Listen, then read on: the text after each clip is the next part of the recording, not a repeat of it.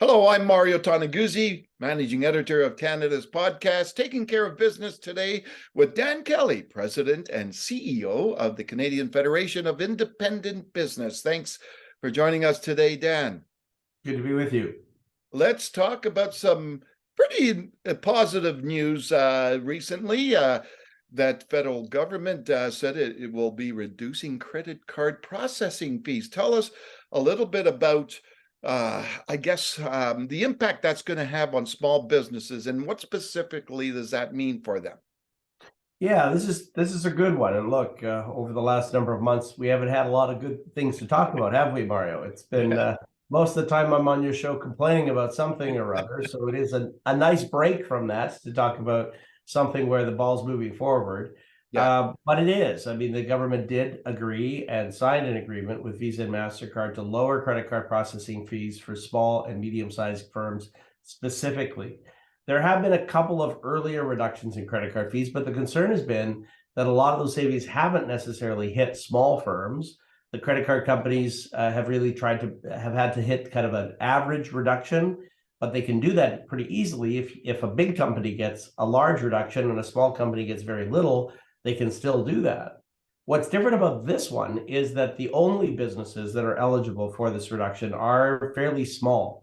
Now, we think that, in fact, that they put the threshold too low, but right now, businesses that have Visa volume under $300,000 a year or MasterCard volume under $175,000 a year, they're going to be eligible for a lower interchange rate. That's the biggest chunk of the fees that merchants pay. Mm-hmm. They're going to be down to an average of 0.95 of 1%, 95 basis points, which is considerably lower than they're paying now, about at least 27% lower than current interchange rates. So that's going to put real dollars back in the pockets of businesses. They're not going to have to pay that out in fees in order to process cards. It'll make the system a lot more affordable for the group that has the most difficult time in negotiating a better outcome on their own. So we're pleased that this has moved forward. Lots of areas for improving it, but a good decision overall. So this has been a long time coming, right? How long has the organization been battling this issue?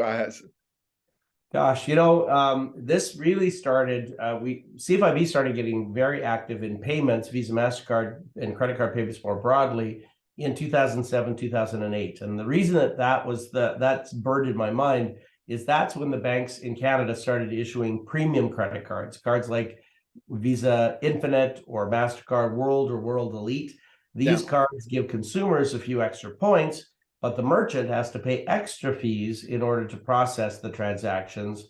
And of course, most consumers are aware that that's the way that it works. Mm-hmm. So we've been battling to get more rights for merchants to push back against unilateral changes that the cards companies have made. So that did happen. Secondly, we've been pushing for a couple of rounds of fee reductions. Those did happen, and there were some benefiting from that. This one, though, we've been lobbying for actively for, about 3 years to try to get a specific reduction for small companies. I'm very happy that this has happened. We're going to be lobbying to speed up the reductions. Right now, they're not scheduled to start till the end of 2024. Secondly, we're going to be lobbying to raise those thresholds. Right now, it's about $500,000 in total Visa MasterCard sales. We think that should be higher. We're also, there is some good news though in this package for those that sell online. There's the package includes a 10 basis point reduction over current e-commerce rates. And that's been one of the reasons why small businesses are getting hit so hard, is that over the pandemic, of course, many businesses had, there was a larger share of their in-store volume that was credit card based. But then, of course, as they had to pivot online, those fees are sky high. And it's nice to see that there'll be a reduction in that as well. So, Dan, now, if you're moving on to other topics, what else is on top of your list in regards to lobbying the federal government about? Well, we've got lots. The big one that we're focused on right now, of course, is the big one that we're focused on right now, of course, is the CEBA loan file. This one you and I have talked about over the years.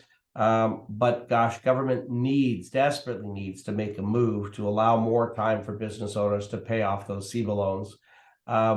Yesterday, so I joined the Deputy Prime Minister and Minister of Small Business in a press conference yesterday in Brampton, Ontario.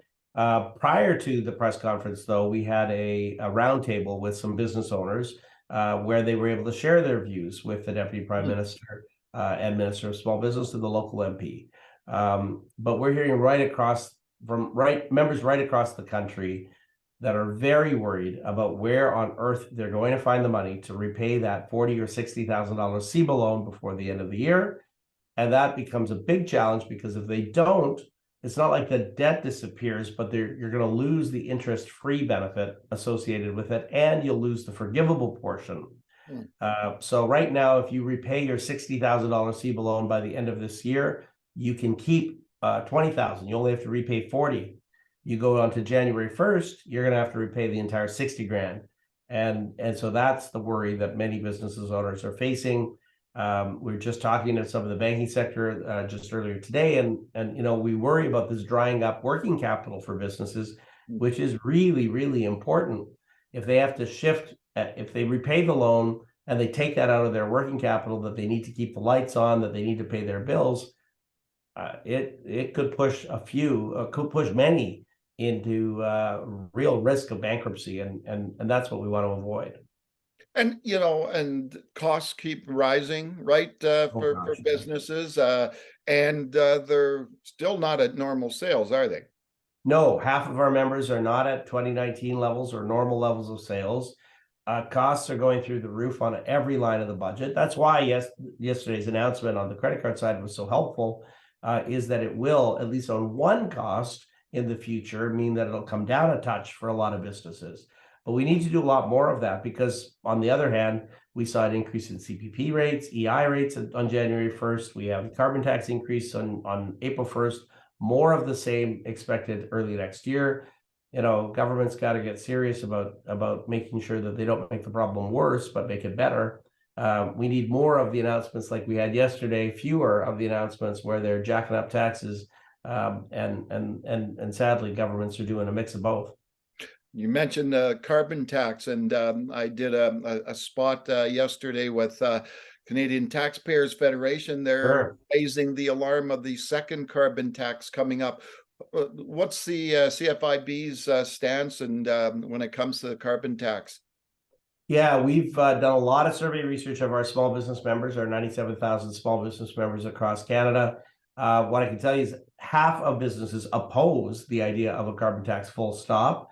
But even those that do like it, there's about a third of our members that are conceptually aligned with a carbon tax. Even those members don't like the way the federal government is levying the carbon backstop.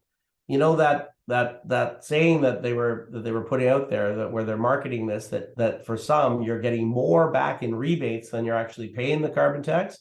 Well, the only reason that might be true for some Canadians, I'm not sure if it is, but the only reason it possibly could be true is because there are other taxpayers that are paying far more and getting none in the rebates. And that group, small business owners.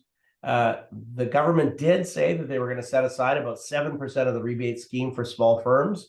Our research shows that 40-50% of the carbon tax is paid by small firms. But even those rebates that have been earmarked for small firms, the government hasn't delivered on them. They're not going out the door. So this is just a pure revenue grab from small businesses, shifting it in some ways to consumers. When you add the clean fuel standard to that makes the bad problem worse. These are big increases. We got to figure out if there's a better way here. Look, the whole theory is you tax carbon, and then you give that consumer back those dollars so that they can spend it on lower carbon activities. Well, that whole theory breaks apart if you're not getting any of your money back. Yeah, exactly. Well, thanks very much, Dan, for joining us today. Anytime at all, Mario. All right, that was Dan Kelly, President and CEO of the Canadian Federation of Independent Business. I'm Mario Toneguzzi, Managing Editor of Canada's podcast, Taking Care of Business Today. Thanks for joining us.